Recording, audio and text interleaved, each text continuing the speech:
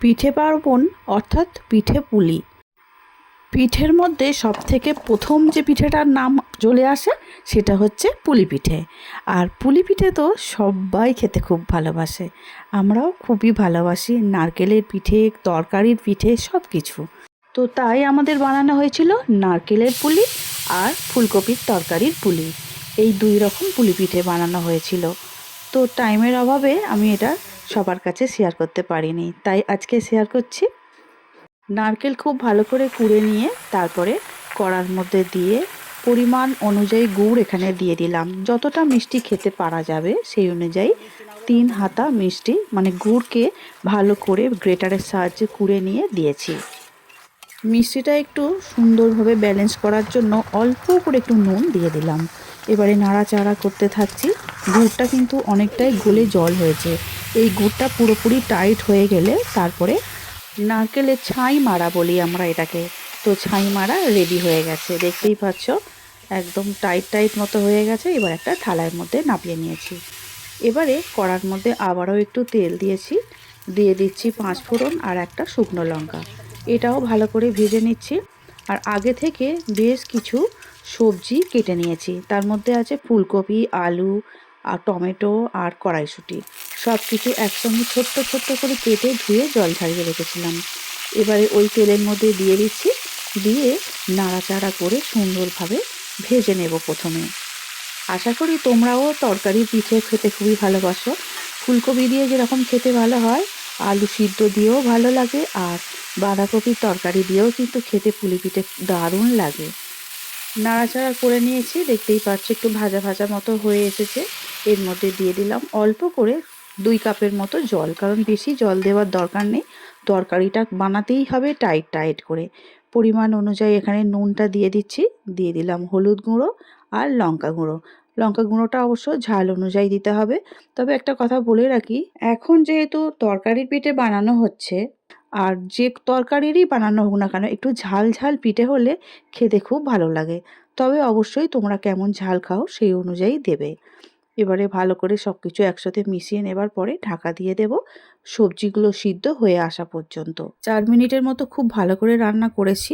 এবারে দেখতেই পাচ্ছ সবজিগুলো থেকে ঢাকনাটা খুলে নিয়ে নাড়াচাড়া করার আগে একটু ভাজা মশলা দিয়ে দিলাম। এখানে জিরে ভেজে গুঁড়িয়ে রেখেছিলাম, দিলাম অল্প একটু গরম মশলা। ভাজা জিরের গন্ধটা যে কোনো পিঠের তরকারির মধ্যে খুবই ভালো লাগে। এবারে খুব ভালো করে একটু নাড়াচাড়া করে নিচ্ছি, আর একটু জল জল ভাব আছে। এটা সম্পূর্ণভাবে শুকনো হয়ে যাওয়া পর্যন্ত গ্যাসের জোরটা বাড়িয়ে রেখে তরকারিটা করে নেব। তরকারিটা সব শেষে 1 চামচ আমি ঘি দিয়েছিলাম। এবারে ঘিটা দেওয়ার পরে নাড়াচাড়া করে গ্যাসটা অফ করে দেব। হাতের মধ্যে সাদা তেল একটু মাখিয়ে নিয়ে পিঠেগুলো বানাতে শুরু করব। যেহেতু তরকারির পিঠে বানাবো সেই জন্য পিঠে একটু বড় বড়ই বানাবো, কারণ তরকারিটা যাতে একটু বেশি পরিমাণে পুর হিসাবে দেওয়া হয় সেই জন্য লেচিগুলো একটু বড় সাইজের নেব। তোমরা অবশ্যই তোমাদের পছন্দ মতো সাইজের পিঠে বানিয়ে নিতে পারো। তবে আমাদের বাড়িতে যখনই পিঠে বানানো হয়, তরকারির পিঠে হলে কিন্তু একটু বড় সাইজের বানানো হয়, আর নারকেলের পিঠে হলে সেগুলো একটু ছোট সাইজের বানানো হয়। শুধু পৌষ পার্বণ বললে এখানে থেমে থাকলে হবে না। সারাটা শীতকাল জুড়েই কিন্তু পিঠে খাওয়ার রেওয়াজ থাকে। তো যখন ইচ্ছা এই শীতের মধ্যে পিঠে বানিয়ে খেতে কিন্তু ভালোই লাগে। তোমরাও নিশ্চয়ই অনেক রকম পিঠে বানিয়ে খেয়েছো। আমাদেরও অনেক রকমভাবেই পিঠে বানিয়ে খাওয়ার চেষ্টা হয়েছে, তবে দুধ পুলিটা কিন্তু এখনও বানানো হয়ে ওঠেনি। তবে খেতে যখন ভালোবাসে বাড়ির সবাই, একদিন দুধ পুলি নিশ্চয়ই বানাবো। আমি যেভাবে মুখটা মুড়ে নিচ্ছি সেইভাবে তোমরা মুখ মুড়ে দেখবে, পিঠেগুলো দেখতে খুবই সুন্দর লাগে। আর চাইলে তোমরা তোমাদের মতো ডিজাইন করেও পিঠে বানিয়ে নিতে পারো। দেখেই বুঝতে পারছো পিঠেগুলোর সাইজ কিন্তু অনেকটা বড় হয়েছে, কিন্তু খোল আমি পাতলা করেছি, কারণ পিঠে বড় হলে কোনো অসুবিধা নেই, খোল যেন মোটা না হয়। খোল মোটা হলে পিঠের স্বাদটা কিন্তু ভালো লাগে না। সেই জন্য খোলটা কিন্তু পাতলাই করতে হবে, তার জন্য পিঠে বড় হলেও হতে পারে। একইভাবে পরপর পিঠেগুলো আমি বানিয়ে নিচ্ছি। এই শীতকালটা শেষ হয়ে গেলে তখন কিন্তু আর পিঠে খাওয়ার মতো অত এনার্জি থাকে না।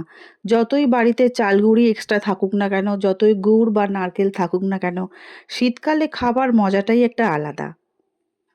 আমি যেভাবে ফুলকপি আর কড়াইশুঁটি দিয়ে তরকারিটা বানিয়েছি ঠিক এইভাবেই তরকারিটা বানাবে। খেতে খুবই সুন্দর হয় আর পিঠেগুলো খাওয়ার পর তারপরে অবশ্যই মনে করবে যে সত্যিই আমি ঠিকই বলেছিলাম যে এইভাবে তরকারি বানালে ফুলকপির তরকারি দিয়ে পিঠে দারুণ খেতে লাগে। একই রকম করে সবগুলো পিঠে আমার বানানো হয়ে গেছে। চলো এবার একটা প্লেটের মধ্যে সাজিয়ে ফেলি। কারণ এই পিঠেগুলো প্রথমেই আমি ভাপিয়ে নেব। আর ভিডিওটা বড় হয়ে যাবে সেইজন্য আমি আর দেখাচ্ছি না। আমি কিন্তু হাঁড়ির মধ্যে জল দিয়ে গ্যাসে বসিয়ে দিয়েছি। জলটা অলরেডি ফোটার মুখে এসে গেছে। এবারে একটা ঝাঁঝরি বা ফুটোযুক্ত যে চুবড়ি আছে স্টিলের, সেই চুবড়ির মধ্যেই আমি পিঠেগুলোকে সাজিয়ে ফেলবো। তার আগে ওই স্টিলের চুবড়িতে একটু সাদা তেল আমি হাত দিয়ে লাগিয়ে নেব। তারপরে এই পিঠেগুলো আস্তে আস্তে এর মধ্যে দিয়ে দেব। এর মধ্যে তোমরা ঘি ব্যবহার করতে পারো, তবে সাধারণত ঘি বা সাদা তেল না দিলেও চলে, কিন্তু যাতে স্টিলের গায়ে না আটকায় সেই জন্য আমি একটু সাদা তেল হাতের সাহায্যে লাগিয়ে দিলাম। তারপরে তৈরি করে নেওয়া পিঠেগুলো আস্তে আস্তে সাজিয়ে দিচ্ছি আর গ্যাসের মধ্যে বসিয়ে দেব। কিভাবে পিঠে ভাপাতে হয় সেটা তো তোমরা বন্ধুরা কম বেশি সবাই জানো, সেই জন্য আমি আর এটা দেখালাম না। গ্যাসের মধ্যে বসিয়ে 20 থেকে 25 মিনিট খুব জোরে গ্যাসটা দিয়ে, মানে গ্যাসের জোরটা হাই করে দিয়ে পিঠেগুলো খুব সুন্দর করে সিদ্ধ করে নিয়েছি। সিদ্ধ করে নিয়ে ফিরে আসলাম। দেখতেই পাচ্ছ আমার এই পিঠেগুলো কিন্তু একদম রেডি হয়ে গেছে। আর গরম পিঠে হাত দেওয়া খুবই মুশকিল। আর পিঠের গায়ে ঠান্ডা জল ছড়িয়ে দিয়ে একটা একটা করে পিঠে আমি খুলে নেব। আর ঠান্ডা জল দিলে পিঠেগুলো কিন্তু খুব সহজেই খুলে আসে, তাহলে কারোর গায়ে আটকায় না, মানে ছিঁড়েও যায় না, ভেঙেও যায় না। সেই জন্য একটু জল ছড়িয়ে দিচ্ছি, তারপরে একটা একটা করে পিঠে খুলে আমি একটা প্লেটের মধ্যে তুলে নেব। প্রত্যেকটা পিঠেই খুব সহজেই খুলে আসছে, দেখে বুঝতেই পারছো, কিন্তু প্রচণ্ড গরম, হাত দেওয়া যাচ্ছে না। তো একটু ঠান্ডা করে তারপরেই হাত দিতে হবে। আর বাষ্প দেখে বুঝতেই পারছো একদম গরম পিঠে। একটা থালার মধ্যে তুলে নিচ্ছি। গরম গরম পিঠেগুলো ঠান্ডা জল ছড়িয়ে দিয়ে ছাড়িয়ে নিলে তাহলে আর ভেঙে যায় না। যদি এই অবস্থায় রেখে দেওয়া হয় তাহলে কিন্তু ভেঙে যাওয়ার চান্স থাকে। প্রচণ্ড গরম, হাত দিতে আমার খুবই অসুবিধা হচ্ছে। সেই জন্য একটু পরে আমি সমস্ত পিঠেগুলোকে তুলে নিয়েছি প্লেটের মধ্যে। দেখতেই পাচ্ছ কত সুন্দর পিঠেগুলো বানানো হয়েছে। আর একটাও কিন্তু ভেঙেও যায়নি। তরকারির পুর ভরা পিঠে আমি একটা কেটে দেখাচ্ছি মাঝখান থেকে। দেখতেই পাচ্ছ একদম পুরে ভর্তি হয়ে আছে পিঠেটা। খুব সুন্দরভাবে বানানো হয়েছে। তোমরা অবশ্যই কিন্তু এইভাবে তরকারি দিয়ে বা যেকোনো তরকারি দিয়ে এইরকম পুলি পিঠে বানিয়ে ফেলো। অবশ্যই জানিও তোমাদের কেমন লেগেছে। এবারে আমি বানিয়ে নেব কিছু নারকেলের পিঠে। যেভাবে তরকারির বানিয়েছি সেইভাবে নারকেলের পিঠেগুলোও বানিয়ে নিতে হবে। হাতে একটু তেল নিয়ে নিলাম। এবারে ছোট ছোট করে লেচি কাটবো। এই লেচিগুলো কিন্তু একটু ছোট ছোট করব, কারণ নারকেলের পুলি পিঠে একটু খেতে ভালো লাগে যখন একটু ছোট ছোট হয়। আর খোলগুলো খুব পাতলা পাতলা হয়, তাহলে দেখবে পিঠেগুলোর স্বাদ কিন্তু অনেকটাই বেড়ে যায়। পাটির মতো আকার করে তারপরে নারকেলের যে আমি ছাই মেরে রেখেছি গুড় দিয়ে, মানে পুরটা বানিয়ে রেখেছি সেটা দিয়ে দেব। দিয়ে নিজেদের ইচ্ছা মতো ডিজাইন করে পিঠেগুলো বানিয়ে নেবে। আমি যেভাবে পিঠে বানানো হয় নিয়মিতভাবে সেইভাবেই পিঠেগুলো বানাচ্ছি। যেভাবে মায়ের কাছ থেকে শেখা সেইভাবেই আমি বানাচ্ছি। তোমাদের যদি যেমন পছন্দ, যেরকমভাবে পছন্দ সেইভাবেই তোমরা বানিয়ে নিও। দেখতেই পাচ্ছ আমি এইভাবে সমস্ত পিঠেগুলো বানিয়ে নিচ্ছি। তবে পুলি পিঠের জন্য আমার অন্য কোনো ডিজাইন পছন্দ হয় না। আমার যেটা আমি বানিয়ে এসেছি ছোটোবেলা থেকে মায়ের কাছ থেকে শিখে, এই ডিজাইনটাই আমার খুব পছন্দ। মনে হয় যেন এটাই পুলি পিঠে। অন্য কিছু ডিজাইন করতে গেলে মনে হয় সেটা তো মোমোতেও হয়, তাই না? সেই জন্য আমি একই রকমভাবেই বানিয়ে ফেলছি। নারকেলের পুরটা একটু বেশি করে দিতে হবে, তা না হলে পিঠেটা কিন্তু খেতে ভালো হবে না। অল্প অল্প করে নারকেল দিলে পিঠের স্বাদটা ভালো হয় না। একটু বেশি করে নারকেলের পুরটা দিলে খেতে খুব ভালো লাগে। একইভাবে আমি সমস্ত পিঠেগুলো বানিয়ে ফেলছি। দেখতেই পাচ্ছ একই রকমভাবেই কিন্তু আমি পিঠেগুলো বানাচ্ছি। আর সমস্ত পিঠে বানিয়ে আমি এখনই ফিরে আসছি। তরকারি পিঠে বানানো হয়ে যাবার পরেই হাঁড়ির জলটা কিন্তু ভালোই গরম ছিল, সেই জন্য গ্যাসের জোরটা আমি একদম কমিয়ে রেখেছি। আর এই পিঠেগুলো ততক্ষণে বানানো হয়ে গেছে। এবারে আমি ওই একই যে ঝাঁঝরি মতো আছে আর কি স্টিলের চুবড়িটা ফুটো ফুটো করা, ওটার মধ্যেই আমি আবারও একটুখানি তেল মাখিয়ে নেব। দেখো পিঠেগুলো আমার সমস্ত বানানো হয়ে গেছে, নারকেলের পিঠের সমস্ত পুর ভরা হয়ে গেছে, দেখতেই কত সুন্দর হয়েছে। এইভাবে একই মাপ করে পিঠে বানিয়ে নিলে দেখতে কিন্তু খুবই সুন্দর হবে, সে তুমি যেমনই ডিজাইন করো না কেন।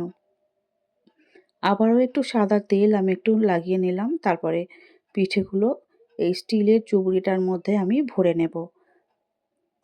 অনেকেই আছে মাটির যে ঝাঁঝরি কিনতে পাওয়া যায় ঠিক এই রকমই দেখতে মাটির, সেইটাতেও পিঠে বানিয়ে নেয় অনেকে আছে। আবার বাটির মধ্যে বেঁধে দিয়ে কাপড়ের সাহায্যে ভালো করে ভাপিয়ে নেওয়া যায়, কিন্তু আমি বরাবরই এই ডেচকি বা চুপড়ি যেটাই বলো না কেন, এই অনেকগুলো ছিদ্রযুক্ত এইটার মধ্যেই আমি পিঠে বানিয়ে থাকি। আমার পিঠে কিন্তু খুব ভালোই হয়, কোনো দিনই ভেঙে যায় না, খুব সুন্দরভাবে পিঠে হয়ে যায়। তবে মুখটায় ভালো করে একটু বড় ঢাকনা দিয়ে ঢেকে দিতে হবে, যাতে বাষ্পটা বেরিয়ে না যায়। সেইভাবেই কিন্তু পিঠেগুলো 20 থেকে 25 মিনিট খুব জোরে করে দিয়ে গ্যাসটা, তারপরে ভালো করে সিদ্ধ করে নিয়েছি পিঠেগুলো। তবে যদি সিদ্ধ না হয় ঢাকনা খুলে একবার দেখলেই বোঝা যাবে যে আঙুল দিয়ে ওপরটা যদি চটচট করে তাহলে জানবে এখনও একটু বাকি আছে, তাহলে আরও 5 মিনিট সিদ্ধ করে নিতে হবে, মানে ভাপিয়ে নিতে হবে।